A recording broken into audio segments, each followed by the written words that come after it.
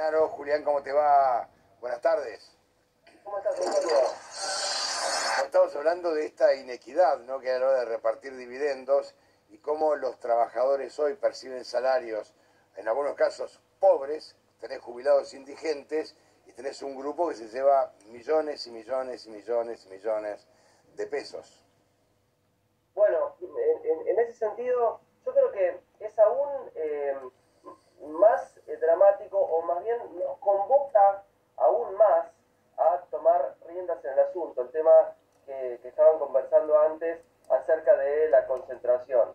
Porque no es solamente que existen los ricos y los no ricos, dentro de los cuales hay un margen de pobreza muy importante, y eso se queda siempre igual, sino que la velocidad de acumulación, la velocidad de concentración está aún en aumento. Y eso es lo que ustedes estaban mostrando con los números. De hecho, por ejemplo, la participación de los salarios en el PBI, que en el 2015 era del 52%, más o menos, algunos dicen 51, otros 54, digamos 52. En el 2019 bajó al 45% y en el 2022 la tenemos aproximadamente en el 42%. Y eso es consecuencia, por ejemplo, el Centro Estratégico Latinoamericano de Geopolítica, la CELAC, muestra la evolución de sueldos, precios y entonces los beneficios de las empresas. Entre el 2016 y el 2021, sueldos subieron un 335%, estamos hablando de Argentina. Los precios, 474%.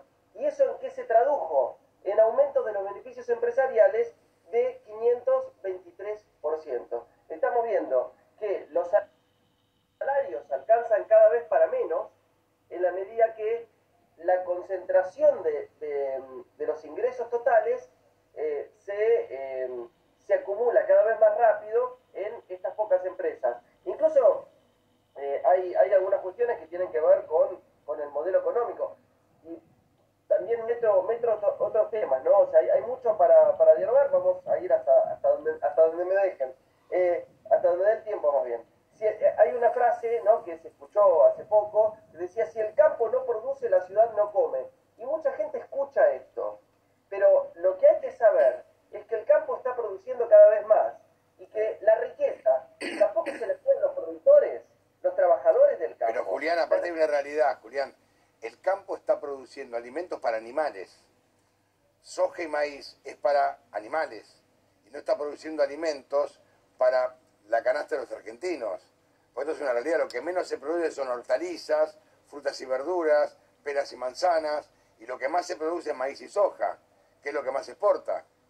Eso va dirigido justamente a las ganancias extraordinarias de las corporaciones agroexportadoras que se quieren quedar con todo el ingreso proveniente de nuestras exportaciones primarias. Y ahí tenemos el principal problema. Incluso lo que ustedes comentaban hace un ratito, el de Molino Río de la Plata, por ejemplo, que había perdido, lo tengo anotado acá justo por un artículo que estoy escribiendo, había perdido en 2018 1.700 millones de pesos, en 2019 1.000 millones de pesos, y en estos últimos 2 años, como ustedes decían, ganó en 2020 1.700 millones de pesos y en 2021 2.700 millones de pesos. Ahora, pero Julián, lo que no se puede entender, digamos, es que no haya políticas activas y no se apliquen leyes como ley de defensa de la competencia, cuando vos sabés que la mayoría de estas que estamos hablando son monopolios. Claro, justamente lo que ocurre acá, por eso tenía que ver un poco con lo que decía anteriormente, las corporaciones agroexportadoras y los grandes intermediarios, los grandes acopiadores, que funcionan de la siguiente manera: a los que decíamos, los trabajadores del campo, a los productores, a los pequeños productores, les pagan incluso poco. Ahí hacen un abuso de posición dominante, prometiéndole a los productores, lo digo de manera sencilla para que se entienda, le prometen a los pequeños productores: quédate tranquilo que yo te voy a comprar todo lo que producís, pero el precio te lo pongo yo. Y ahí negocian los precios hacia la baja. Y del otro lado de la cadena, lo que hacen es inflar los precios que pagamos todos. ¿Cuál es la consecuencia? Que estas corporaciones dominantes se quedan con cada vez una mayor tajada del total que produce la cadena. En consecuencia, todos los trabajadores tenemos un salario que nos alcanza cada vez para menos, y ellos tienen una acumulación